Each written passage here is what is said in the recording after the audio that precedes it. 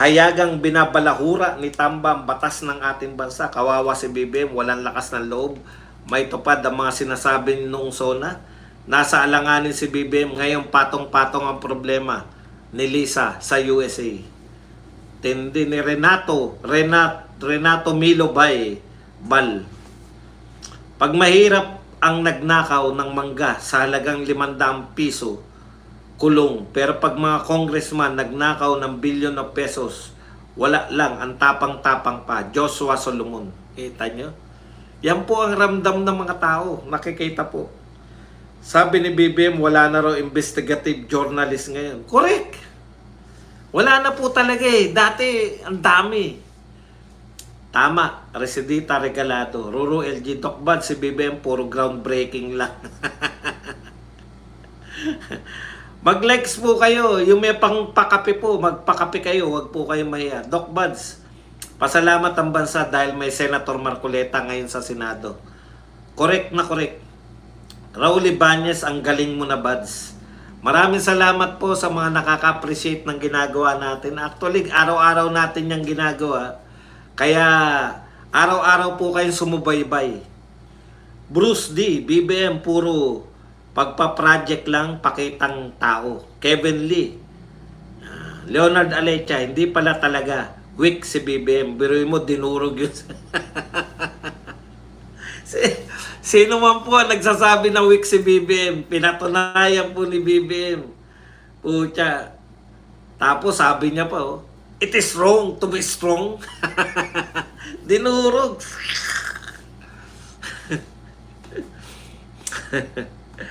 Baka umabot sa Malacanang ang kitahan dyan kasi bakit nangyayari yan? Ako simple lang eh. Bakit nakafocus lang kayo na etong mananagot yung mga kontraktor? Paano yung mga nag-approve? Hindi ka po magiging DPWH na wala kang alam sa engineering.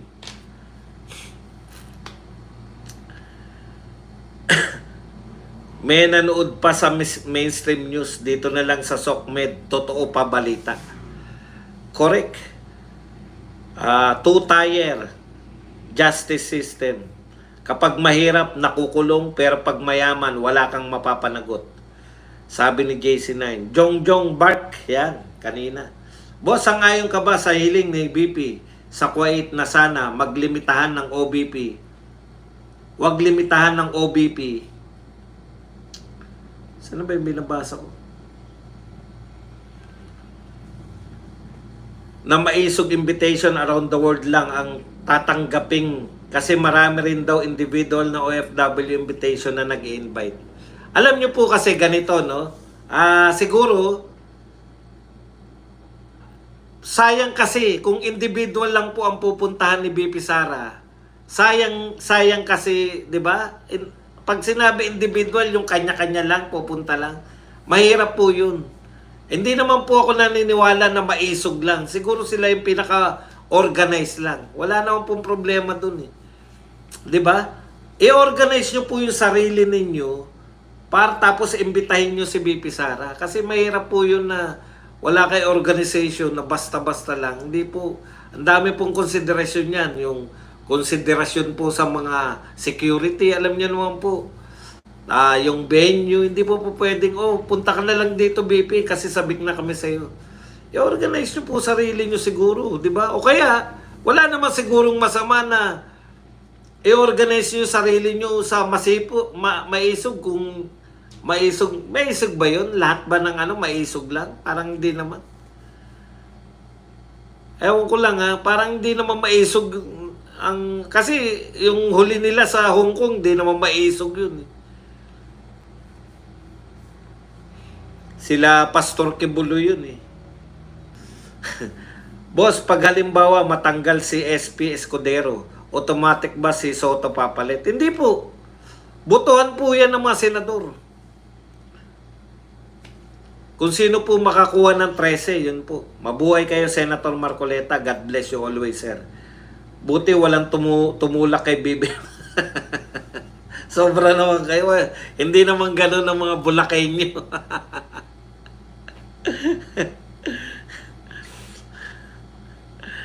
Boss Baz, takot si PBBM sa mga congressman di tulad ni FPRRD. di sila makaporma. Watching from Pangasinan. Correct. Ayun po yun no? Yung alam nila na ang corruptible, hindi po corrupt yung presidente. Na tapos pag nag-order po na papakain ko yan sa inyo, talagang susunod po talaga. Legit nag-resign talaga. If nag-resign siya, ibig sabihin lahat ng ginawa niya, puro katangahan lang. Sana nakikinig ka rito sa vlog ko. Kasi inisa-isa ko po kung ano po yung dahilan. Pwede naman kayong bumalik, no? Alam niyo po, hindi po uubra yung mga ganyan dito na hindi ka nakinig sa sinabi ko tapos magkakaroon ka ng konklusyon na katangahan yung ginawa niya. Hindi po lahat na nagre-resign ay katangahan ang ginawa. Ako nag-resign ako eh. Katangahan ba yung ginawa ko? Ikaw naman, no? Yung mga logic na ganyan, pang ano lang po yan eh. Pang mga loyalistang pananaw. Oy, mag-legs po kayo. Konti na lang. 1,000 na tayo. HOR ang mag-iimbestiga. Maka Duterte lang ang babanatan. Correct. Ano po ba ang huli nilang inimbestigahan na patas? Na hindi para sa Duterte lang. Ngayon pa lang po, Quadcom. Sinabi na rin po kung ano ang iimbestigahan nila sa Quadcom. Ganito po kayo ka-relevant. Yung mga investigasyon po sa HOR, nagtataka kayo bakit ang bababa ng leader nyo sa mga survey? 0.7 yata. Kasi, tignan nyo naman investigasyon nyo. HOR, bubuhayin ng Quadcom 2.0. Ang iimbestiga nila, yung koneksyon ng war on drugs sa mga sabungero. Nakakulong na po. Wala pang tapos sasabihin nyo, bakit kaya wala na naniniwala sa amin? Sana in good health lang lagi si Marcoleta, siya lang pag-asa natin. Di naman po, narin naman po sila BP Sara. Tama yung nag-comment na ang boto natin sulit agad, parang PRRD dati, sir. Opo, kung may vice ganda, meron din president ganda. Yan, Inday Bidak. Like muna ako bago manood. Ma'am Emma Fernando, mga Daisy natin yan.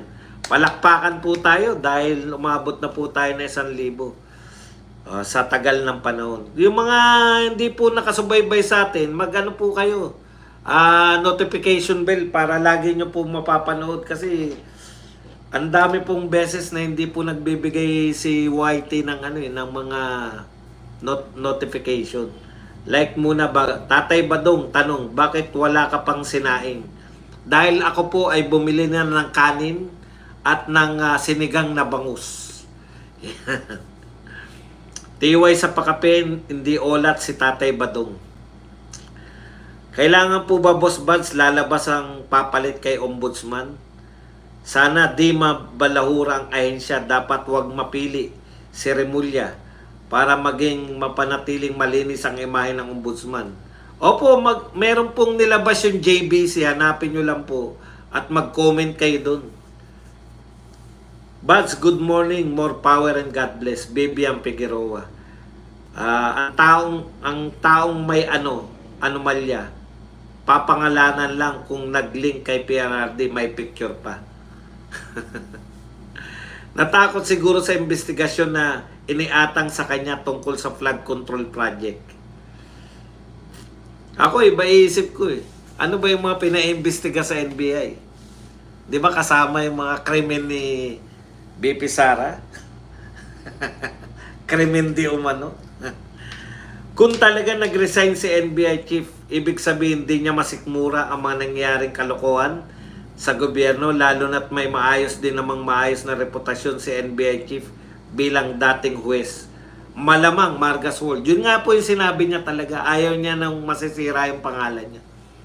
Kuya Buds, what if mas malaki sweldo ng tunay na oposisyon sa HOR? Mas maganda debate. Both sides magre-research at magpapatalinuhan. Hindi naman po sila, Jose Gonzales, hindi naman po sila sa sweldo eh. Yung mga korap po, hindi po sa sweldo umaasa yan. Korap nga eh, kayo naman. Ang mga korap official po, baliwala po yung sweldo yan. Hindi po sa sweldo yan. Tayo kasi swelduan. tumitingin tayo, mataas sweldo nitong mga to. Hindi po yan. Ang mga korap po, baliwala po yung mga sweldo nila. Sensya na guys, I consider kasi Mr. Buds as my kapitbahay. Ako yung nagsabi sa kanya na nasisikat siya sa vlogging kasi may punta mga sinasabi niya. Salamat sa mga advices nyo, guys. Raul Ibanez. Okay. Ginawang tamad ng technology ang tao. Alam nyo, hindi ako naniniwala, Mayo. Hindi po ako anti-technology. Ako may edad na akong tao, no? Pero ang technology po pwede mo magamit sa katulad nito. Mabilis tayo nakakapag-research, mabilis natin na-atake na ipagtatanggol yung mga Duterte dahil sa atake nila. Mabilis tayong nakakapagtanggol ng katotohanan na ilalantad. Kung walang technology, mahirapan yung mga vloggers na banatan yung ano. Kasi kung yun noong araw na mano-mano, pupunta ka talaga sa mga ano po ba mga sinasako, mahirapan po kami. Kaya po lumakas, no? Yung kaya po na sabi nga sa inyo, ang mainstream media, sangkatutak po pera niyan. Kaya po nila talaga malaki yan. Wala pong maipanlalaban yung mga vloggers kung wala pong technology. Kung wala po kaming mare-research, hindi namin kaya mag-research sa aming computer. Kawawa po taong bayan. Kasi po, yung pinipid lang po ng mainstream media, yun lang yung malalaman natin. Kaya namin naka-counter. 'Di ba? Yung pinipid nila. Halimbawa po, sige, walang mga ano. Halimbawa, ang kukunan lang natin ng impormasyon, mainstream media. Kinakailangan mo pong mapanood si Marcoleta. Pag nalagpasan mo yung episode ng Saganang Mamamayan, wala ka na pong malalaman na sinabi ni Marcoleta. Paano namin maipapakalat yun kung hindi namin nalalaman? Talin-tali ka eh. Kinakailangan per oras.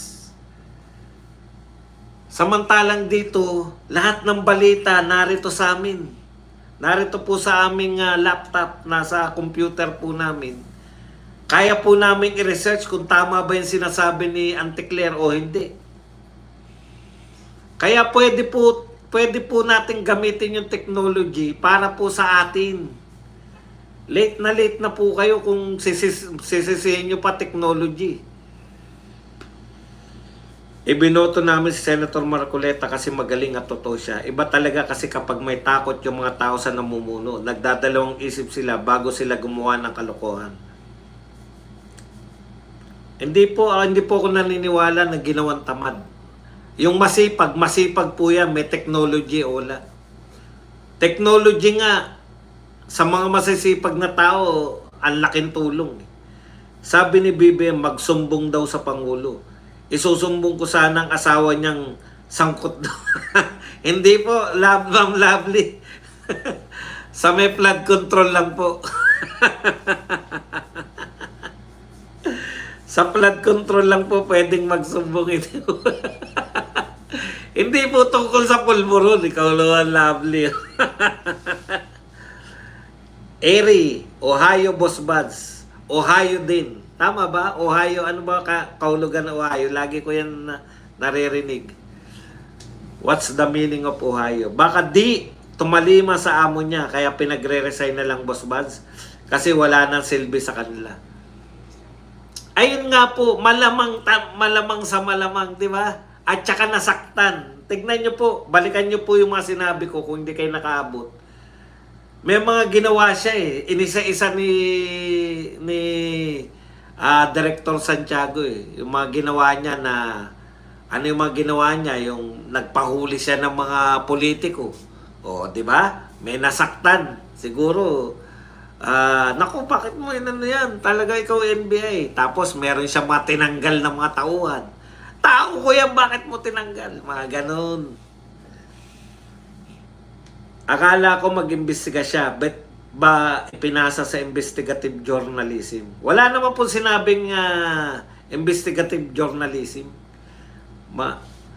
Maria Bascon Marino. Si Marcoleta po mismo mag-iimbestiga. Wala pong investigative journalism akong binalita. Sisimulan niya po sa Martes. Kaya manood po kayo, Ma'am Maria Lisa Bascon Marino, para makita niyo po yung investigasyon ni Marcoleta sa Martes. Boss Badge, yung boto kay Senator Marcoleta, parang boto noon kay PRRD, isang buwan pa lang, sulit na sulit na. Kumbaga sa business, mataas agad ang return of investment. Correct. Alam mo yun, talagang tapos sisiraan nila, nabudol kayo ni Marcoleta. Bakit kakampi nyo na ba si Marcoleta? Yung nagsasabing nabudol kami ng Marcoleta, kakampi nyo si Marcoleta? Talaga? Tagapagtanggol ba siya ni Martin? Binanatan niya na ba si BP Sara? Si Pangulong Duterte? Paano kami nabudol?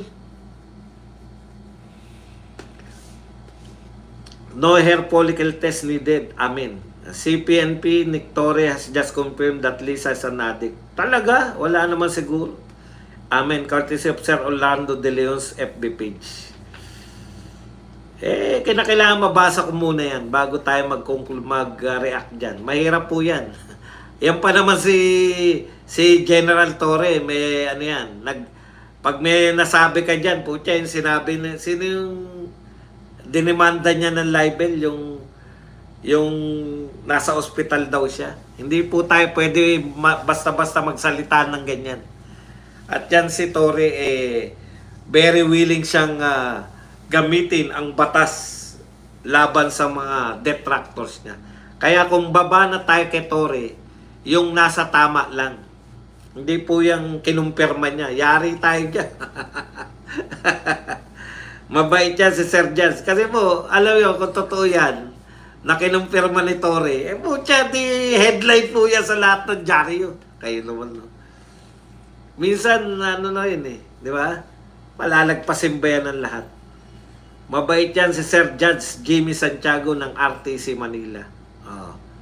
Ayan po, yung mga hindi po, yung mga nagsabi po na hindi sa judge, ayan na po, patunay na judge talaga siya. Hoy NBI, magbalik ka ng wag mo muna mag-resign. Di pa nga nagtatanong, hindi ko naintindihan. Magbalik ka, wag muna mag-resign. Mga bugok talaga, boss. Isang flood control, nag-imbestiga ba sila? Puro inday na lang ba? Siyempre, yun ang focus nila, mga Duterte. Bakit si Marcoleta mag-iimbestiga sa Senado, senador naman ang mga sangkot? Ganun po ba? Ang alam ko po, mga congressman yung sinasabi. Pero maganda na rin yun, Marbita. Ayaw mo ba mag-imbestiga si Marcoleta? Dalawa lang po yan. Kung ayaw nyo po mag-imbestiga, bakit po ayaw ninyo? Sino po ba yung sangkot na senador? Ang binabanggit po kasi yung may mga congressman na kontraktor. Wala pa po ako narinig na may mga senador na kontraktor. Kaya kung sangkot po yung sinasabi po ninyo na sangkot yung mga senador, alam ko na, baka sa mga loyalista baka yung source nyo po ay, tanong nyo po sa mga nagsabi nun, sino po bang senador ang sangkot? Para po maging fair sa inyo, Ma'am Marbida. Kasi mahirap po yun na pinapaniwala lang kayo tapos tatanggapin nyo naman. Dito po kasi sa channel natin, tinuturuan po namin yung mga viewers natin na maging mapag-isip kayo. Dito na po tayo. Lagpas na po tayo sa mga marami. Pasensya na, ganun talaga buhay. Jesse PH, hindi kasama ng presidente si Bunoan ng pag-inspeksyon sa Bulacan, instead DOTR-SEC kasama niya. Magandang senyales sa mga big projects ng DOTR. Malakas siya sa president. Ang tanong nga yun ang tanong talaga yun bakit hindi kasama yung DPWH, di ba? Paano na ngayon ang investigasyon na yan sa NBI sa COMELEC? NBI sa COMELEC? Alam niyo po, Hindi naman po sinabing bubuwagin yung NBI. Kaya nga siguro nag-resign kasi baka pinag-resign siya pang hindi maimbestigahan ng DIA sa election. Hindi naman po bubuwagin yung NBI eh. Siya lang po dahil sinisira yung kanyang reputasyon. Karapatan po ng tao yun na ayaw ko masira yung reputasyon ko eh. Sabi nga sa inyo, hindi naman po kasi siya politiko. Si BP Inday sinisira yung reputasyon pero kaya nilang bumanat eh.